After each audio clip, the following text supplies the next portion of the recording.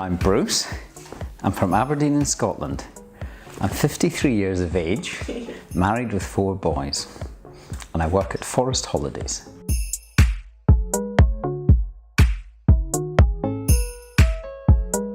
Somebody once told me that the human brain is conditioned to decide about somebody within about 20 seconds, I think it was, because it goes right back to the olden days where you met somebody in the forest, that's relevant, and you had to decide whether they were going to kill you or shake your hand.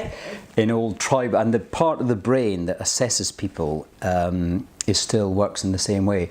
So I think first impressions are massively important. Personal attributes that are, honest, open, humorous, lack of self-importance.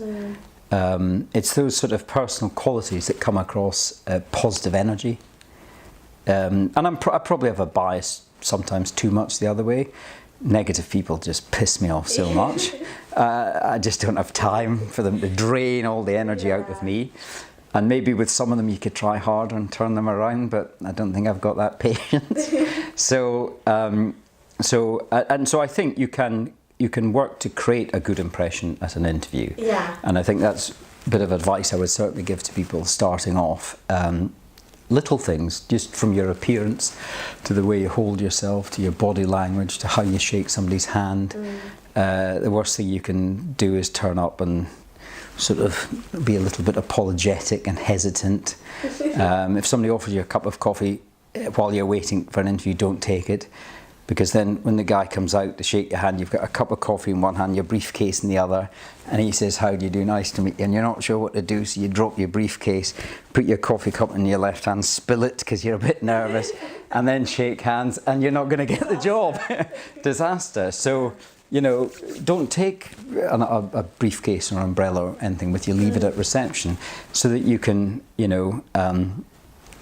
be honest and open and create a good impression. Yeah. First impressions count, they're lasting.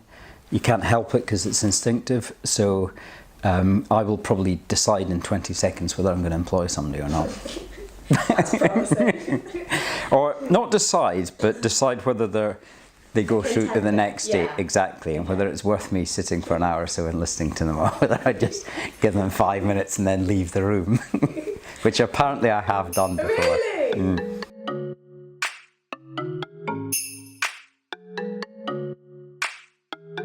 I definitely think so, because you're not going to, it shows you've done your research, it shows it cares, it shows you've put the effort in, and this job really matters to you. And I don't think anybody expects anybody to memorise everything. And it could come across as blasé or relaxed, to be sort of sitting back there like this, and no notes, and of course you're going to give me this job. So I think a little bit of sort of being earnest and sitting up straight and having notes. And somebody says, "Have you got a question to ask?" Let me just refer to my notes and see that I've covered everything. Yes, thank you, you've covered everything brilliantly, thank you. Or there was just one thing. And it just shows preparation and commitment and desire. When somebody interviews you, they don't really care about you. They're not saying, "I really want to help this person get a job." They have a problem in their company. That's why they're recruiting. They have a vacancy. They haven't got an internal candidate, perhaps, if they're having to go outside. So they have an issue, they have a problem. You're a potential solution to that problem. So I think that, if you go in with that sort of mindset, you've got lots of opportunities out there. You've got lots of jobs you could do. So try to shift that, at least in your head. It's a two-way thing. They have a position they must fill.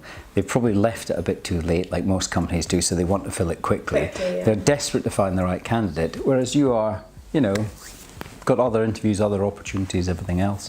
So don't come across as too desperate. Do your research. But what they want is somebody who wants to come and work for their company. So, and that's another reason to do your research and take notes, because they want enthusiasm.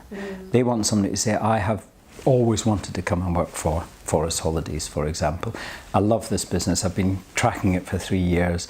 I would love to have an opportunity to come and work for it because," and then things that you've researched and know. And that's what employers want to hear. Interviews should not be one way. Somebody once said to me it should be each party speaking 50% of the time. And an interview where, you know, the candidate is doing all the answering the questions isn't necessarily good. So you have to fathom out your strategy. What are the key questions that you're going to ask that require a reasonable answer, and try to get it more as a dynamic conversation. Yeah. Definitely. Okay. Because again, that's more normal. People don't in their everyday life go down the pub and talk like an interview. It's a kind of random, haphazard conversation of different things. And actually, that's natural human behaviour. So an interview, the closest it can be to natural human behaviour, I think, the more likely it is for both parties coming out and say, that was really good, I enjoyed that interview, I like them, I like that person, rather than something very static and questions, big answer, question, big answer.